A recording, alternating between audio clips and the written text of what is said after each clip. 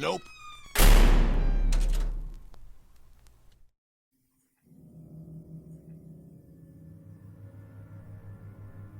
Let me start by saying I am a female in my mid-20s. Not sure if that's a huge deal, but I see a lot of posts here starting off with that little bit of info before diving into their stories. Anyway, I have a problem I want to share. Hopefully, someone here can either provide the insight I need or convince me that I'm just being paranoid and crazy. I work as an engineer for a large corporation in California. For privacy, I will not disclose the name of the company. I've been working here for a while, and despite having to work with a few quirky, sometimes socially inept guys, it's been great. It wasn't until about a month ago that we were told a new guy would be joining the team to replace someone who was retiring. According to my supervisor, the acquisition of this new employee was a huge win for the company, as he had been some type of prodigy in school and his first few jobs. The president of the company reached out to this guy, who we'll call George, and made him an offer he couldn't refuse. It wasn't long until George packed up and moved here from somewhere in Alabama. Who would have thought an engineering master would come out of the backwoods of some deep southern state? I joke, people.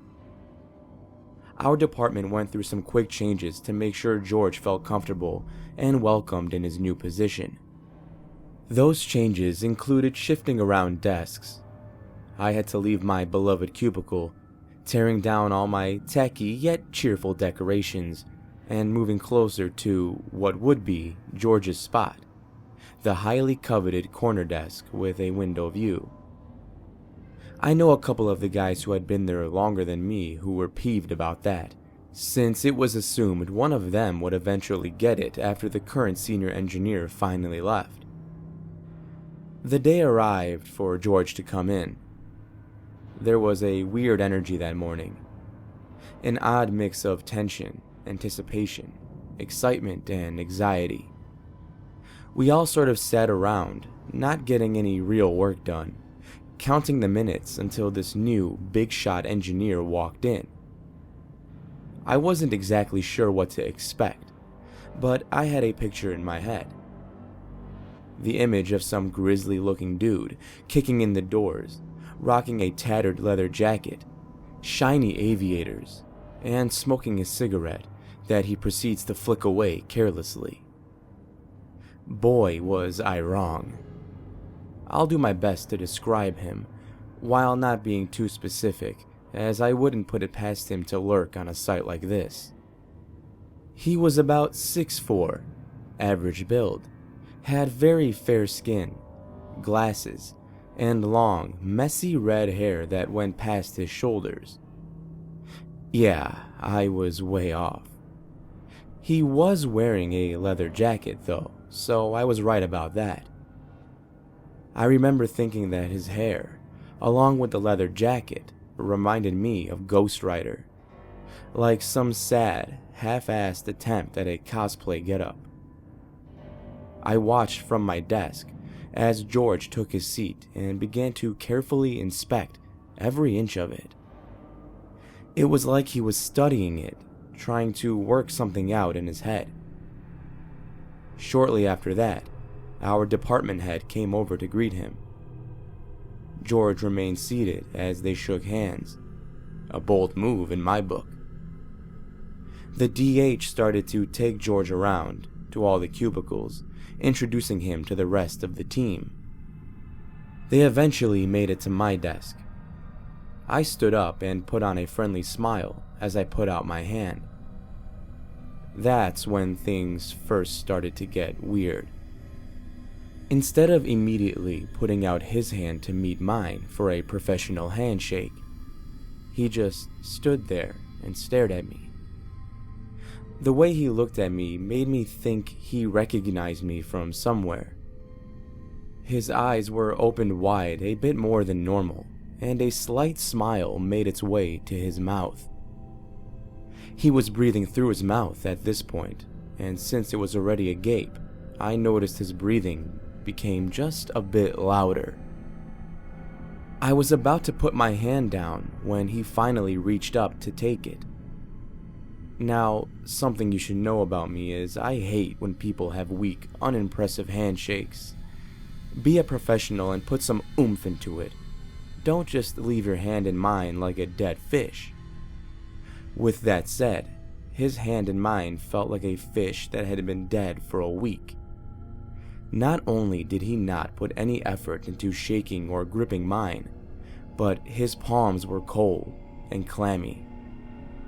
I fought every urge I had to rip my hand from his and douse it in hand sanitizer.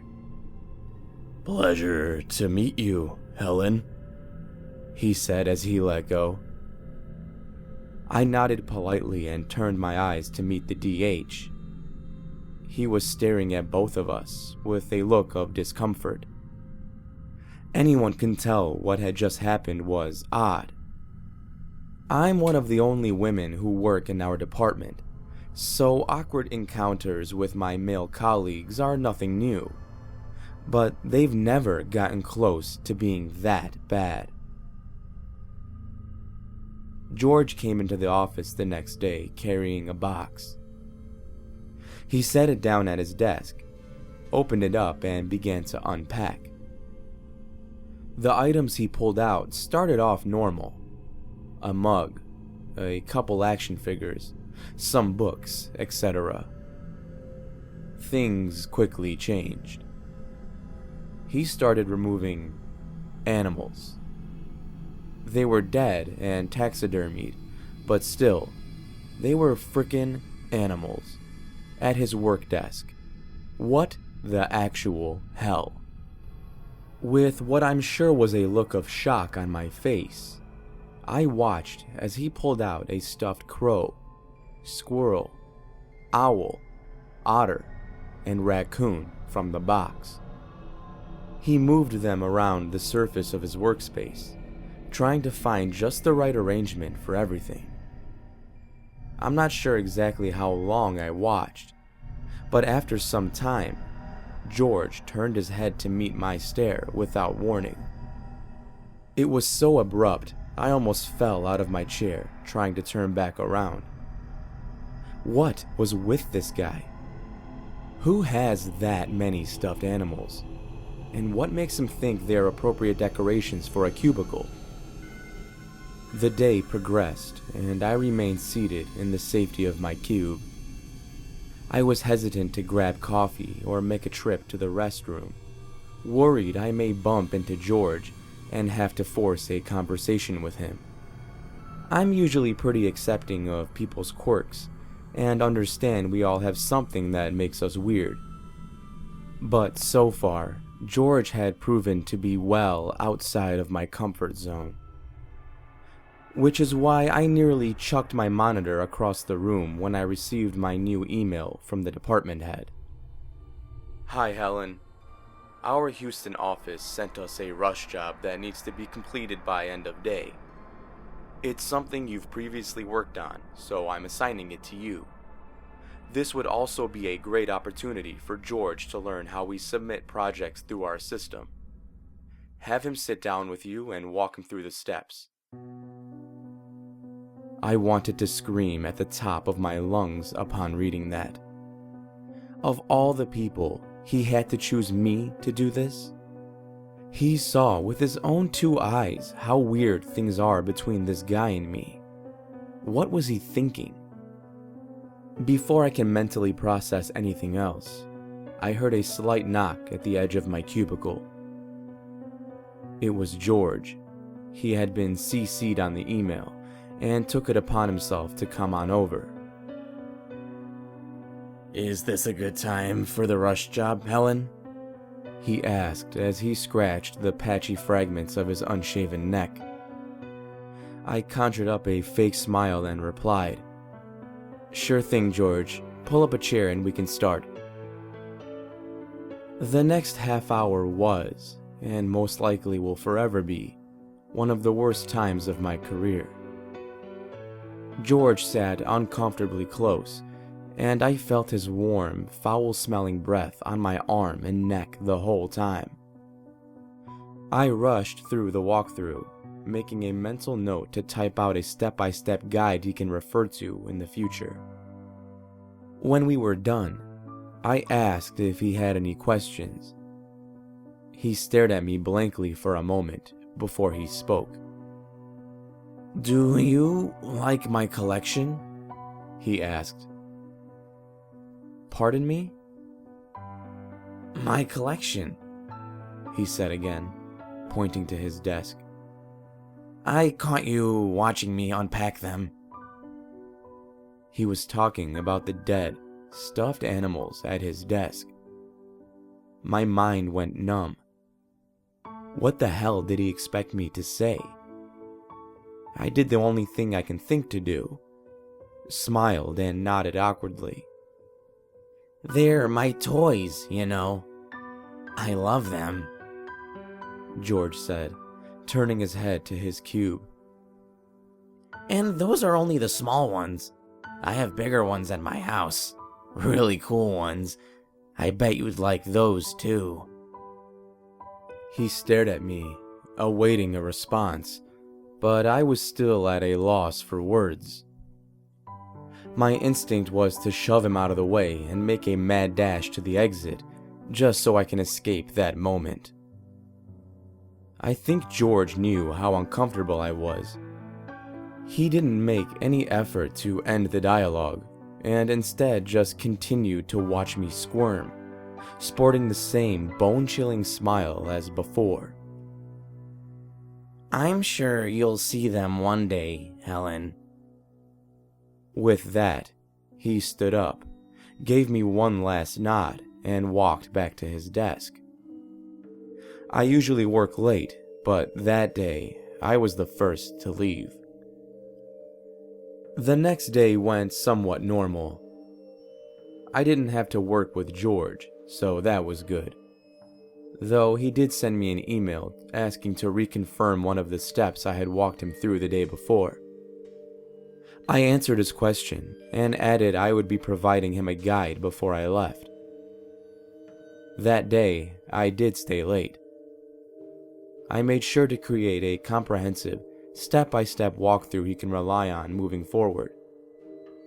I wanted to minimize the level of interaction I had to make with him as much as possible.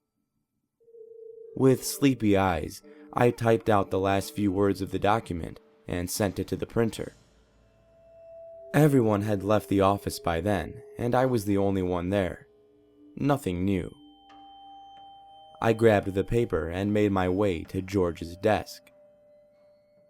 I felt my skin crawl and my mind racing as I stepped foot inside.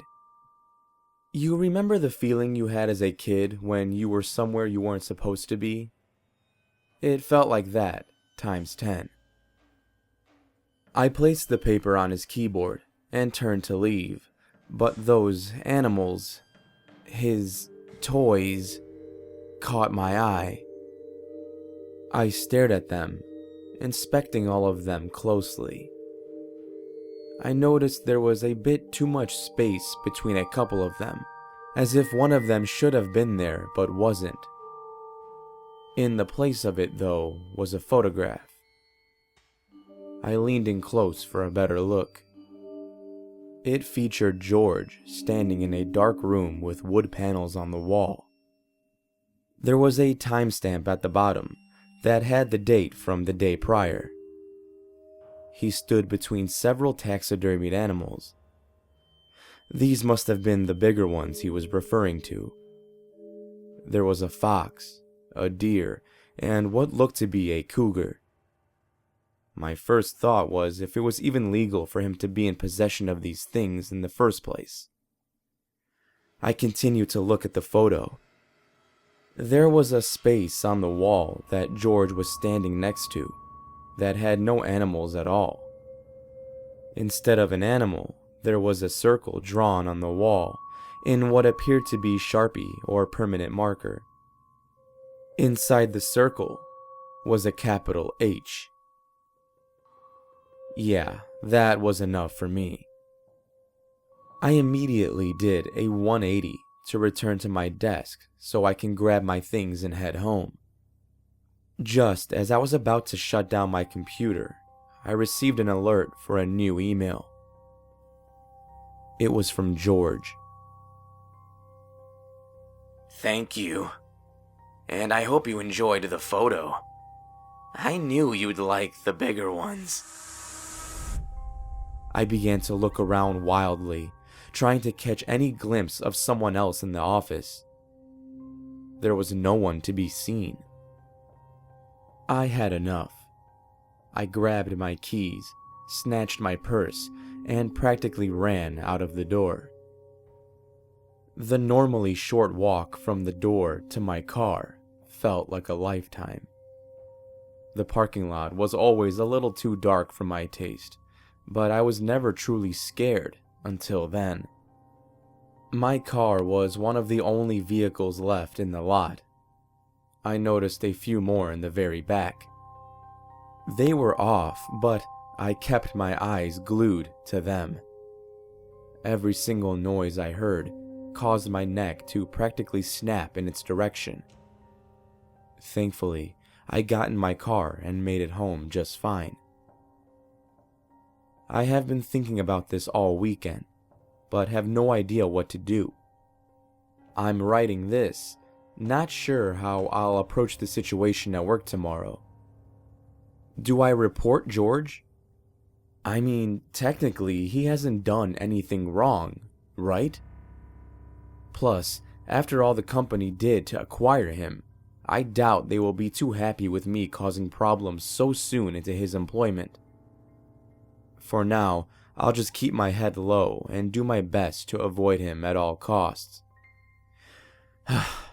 I think it's time to look for a new job. Thank you for listening. I hope you enjoyed this week's original story. If you did, be sure to destroy that like button down below and subscribe for future videos if you haven't done so already. Happy early Valentine's Day to all of you dear listeners. For those of you who are gonna be lonely tomorrow, remember, I love ya. If it was up to me, I would take every single one of you out on a hot date. Yeah, that's right, I'm talking dinner. Dinner at a 5-star, 2-star restaurant, and I may even pick up the tab, because that's just the kind of gentleman I am. Alright guys, until next week, stay safe out there. I'll be seeing you in the next video.